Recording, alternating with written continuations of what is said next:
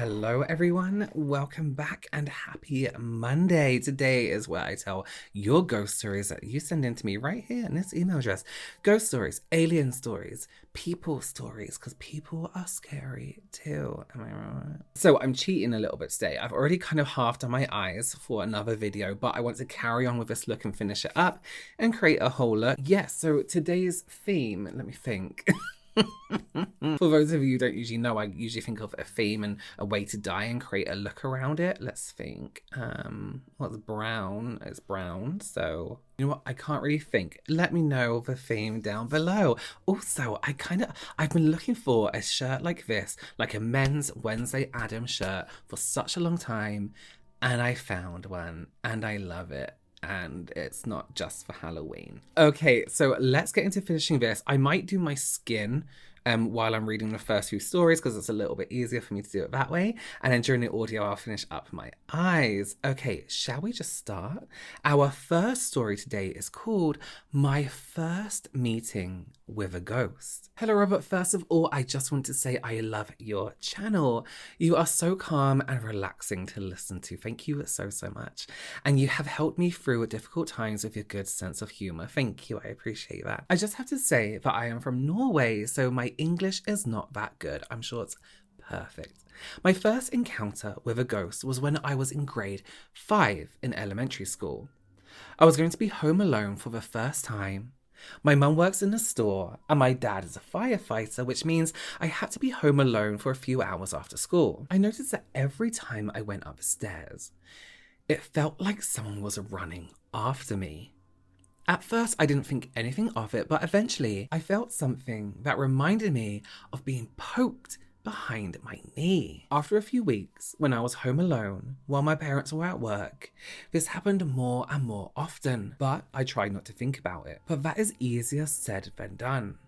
What made this even more worse was when something grabbed my foot, causing me to fall to my stomach and fall down the stairs. I managed to get back up on my feet and ran into the little bathroom we had on the ground floor. This bathroom had no windows and it was 1 by 1 meter in size. Suddenly, someone is pushing hard on the door trying to get in. I was so scared that I blacked out. And the next thing I remember is my dad tearing down a bathroom door when he got home, and they didn't get a response from me when they called me. Till this day, I have no explanation of what happened, and I'm still afraid of going up the stairs. Let me tell you something. Thank you so much for your story. That must have been terrifying to have something physically grab you and try to cause you harm. That is very scary.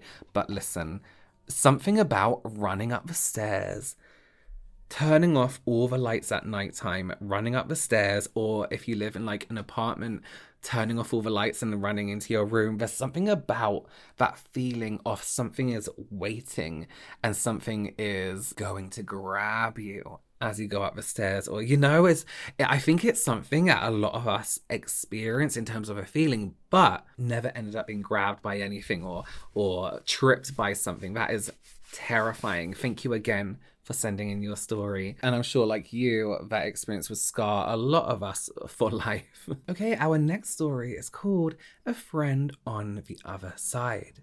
Hi Robert, I'm a huge fan of your videos, and I'm so happy to see that there are others who are interested in both makeup and the paranormal. Thank you. When I was little, I would sit alone in my room, talking to myself and playing with my toys. This was a huge relief to my mum, as I was much more quiet and reserved compared to my troublemaking older brother. She didn't think much of it, until one day I went up to her and started telling her a story. It was all about her as a little girl with her father, my grandfather. He had taken her to the carnival alone, as no one else in their family had wanted to go, and he bought her a balloon. She asked me who told her that story. Grandpa, I replied. Grandpa lives in Ohio. Did he call? Did you answer the phone? She asked. Not that grandpa, I said plainly. The one who died. She later told me that she had no idea how to respond at that time. My grandfather had died in 1983, 10 years before I was even born. It happened several other times, and I was so innocent, but I thought there was nothing strange about what was happening. She said that once it settled in, she felt comforted by it and by the idea that her father was keeping me company, as he was also a very reserved man, and I did seem to be a lonely girl. I don't have memories of speaking to him anymore, but I have always felt a strong connection to that time in my life. I had several other experiences that pointed to me being some form of medium, but as I got older, they became fewer and further between as I began to drown out the things I would see and hear. Thank you. That's cute. That's cute. I think it's nice when, I mean, I would still be a little bit scared if somebody was like, your dead dad is talking to me. I would still be a little bit creeped out, especially it always seems creepier coming from a child. Children and ghosts, I just can't, I don't know what I'm saying. Never work with children and ghosts. Thank you so much for sending that in. What a crazy experience. I wish we could remember things more vividly from when we were children because, I think it would be a good laugh. Okay, next up we have our audio story, and this is called The Invisible Entity. Take it away. Hey, Robert. I love your videos. I've been binging your ghost series, and I just can't stop thinking about this one thing that happened to me. So, I was 14 or 15 at the time, and me and my friend were having a sleepover at her house. So, the way that her house is set up, we were in the living room, and the living room opens up into the hall where you can see the stairs, and right next to the stairs is the entrance into the combined kitchen dining room. So it was about 4 a.m., and we just finished watching a movie together. And all of a sudden, we hear the light switch flick, and we look over, and the light from the kitchen pops on. So we look at each other because her entire family is sleeping upstairs. We would see if someone came downstairs. So why was the light on? So she is far braver than I am. And she decided to go look because she said maybe it was like one of her brother's friends just coming over like randomly, and we just didn't know. So she went and checked, and there was nothing there. So she came back, obviously freaked out. So we decided, well, we're not going to stay here and let whatever it is come and find us. So we decide to run upstairs to her brother's room because he was like over a decade older than us, and he would know what to do. He was not happy we woke him up, and we were freaking out. So he told us to go to her room. And so we did. And then we hear stomping coming up the stairs.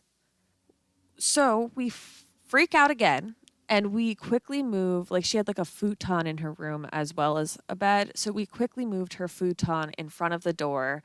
Though if this is a paranormal thing, I don't know how a futon's going to help us. And then we hear stomping the hallway towards her room, and it sounds like it stops right outside her door. So we both get on the ground and look to see if there was like anything in front of the door, like by looking underneath. And we see two shadows, but we don't see any feet. So at this point, we are both extremely freaked out. It's really late at night, and we just end up falling asleep, basically huddled together in like the corner of her bed, freaking out. We never talked about it again. Nothing ever happened again, but it still just haunts me to this day. Thank you guys for listening to my story, and I really hope you guys enjoyed. Thank you so much. I feel like a lot of us, it'd be really interesting to know if any of you have experiences from your childhood, because I always remember, right, we were at, I don't really think they were our friends, but it was like our mum's friends' kids, and we were at their house, and we were all upstairs just like on the landing. I remember there were only four of us, four kids in the house, and both our mums were downstairs. There were no dads in the house. We were on the landing, and then suddenly we hear like a deep man make like this, like a moan almost. And I remember we all looked at each other and ran downstairs, but we were kind of laughing at the time. But now when I think of it, I'm like, that was really fucking creepy. But at the time, you know, you don't really think, oh shit, a ghost. I better watch out for like ghost things, you know. Okay, our next story is called The Cemetery Gate. Hi, Robert. I love your content. Thank you. I have a story to share, and it will sound very cliche to start with because it happened in the cemetery, but I never stopped thinking about it. We love a bit of cliche horror. In one of my old houses, I had to cut through the local cemetery to get to work. For several months, I cut through there. And this is a cemetery that I have lived near since I was a child, so it was all very familiar to me. One evening, I was coming back from work, and the automatic gates would just not open. There are 3 possible exits, and not one of the buttons at each exit would work. They were not due to shut for another hour, so I couldn't work out why they were all closed and the buttons weren't working. It couldn't have been an electrical fault because all the lights on all the buttons were still green. I was the only person I could see in there, so I couldn't even ask for help. Eventually, after about 20 minutes, I gave up and climbed up on the wall to jump the big fence. Thankfully, I landed safely on the other side and was able to cross the road. On the second step I took away from the gate, I heard it creak and slowly open, dragging across the concrete.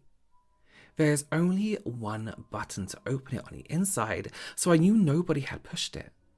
I thought maybe it was a prank from the cemetery staff using a hidden camera and continued on my way home.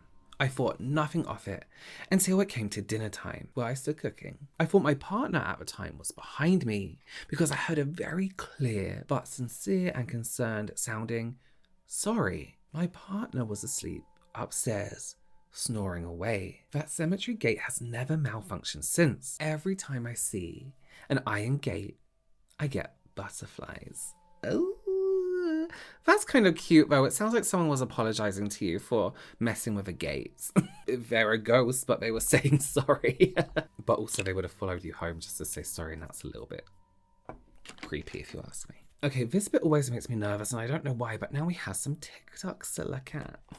I think because they just scare me. I mean, which is a good thing. That's why I make these videos, so I guess it's fine. Okay, let's watch these. Let's start with this.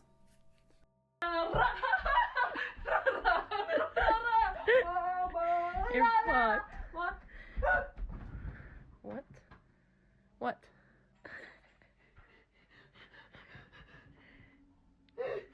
are you doing? Did you not hear that? No. Are you sure? I can hear that. Cindy. No, that dog knows something. Listen, if I was a ghost in that house and somebody was dancing around, God knows what time of the night or morning, I think I would create a little bit of a disruption to tell them just to be quiet just for a minute. Do ghosts need sleep? Let me know below if you think ghosts need to go to sleep. Okay, let's have a look at our second. I'll go through my makeup that I wear, but it's fucking hell. Ooh, hang on, let me... Hang on, I need to turn it round. There we go. Look! That was weird. Oh God, don't make the bloody baby. Lady and Apollo. Fuck. Sorry. Take the camera over, take the camera over. Ben. Take the camera... I know that. Sorry, I've just pulled it out. Wait, how do I turn the camera around? Is it on the bottom? Oh, I wasn't very quick. I feel annoyed with myself now. So they have this like haunted kind of situation going on. They seem a little bit immune to it now, but I mean, you would just keep that door open, wouldn't you? If someone kept knocking on it, you'd be like, I'm going to keep open, especially if your baby's trying to sleep. Anyway, okay, let me get some lashes on and then we'll be done. Okay, lashes on. Well, thank you so much for joining me this week. This is a finished look of dying from whatever you decide. As I said, you can go ahead and send your ghost stories here to this email address, ghost stories, UFOs, people. What else? Werewolves? No. I mean, that'd be extremely interesting if you have seen one. Thanks again for joining me. I will see you next Monday. Have an amazing week and I'll see you then. Bye.